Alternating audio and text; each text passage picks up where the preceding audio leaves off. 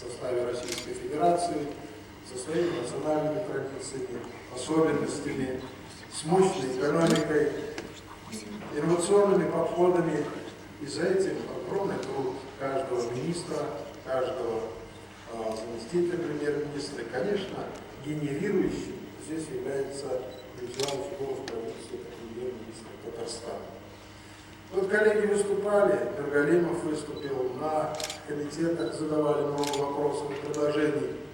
Сказать, что у этого правительства сегодняшнего этапа не осталось нерешенных проблем, конечно, нельзя. Впереди трудная, важная работа.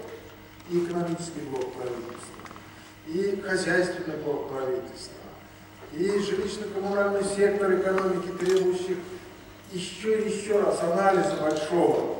Как сделать так, чтобы принятые федеральные наши законы на самом деле заработали. Управляющие компании, ТСЖ, само население к этому адаптировать.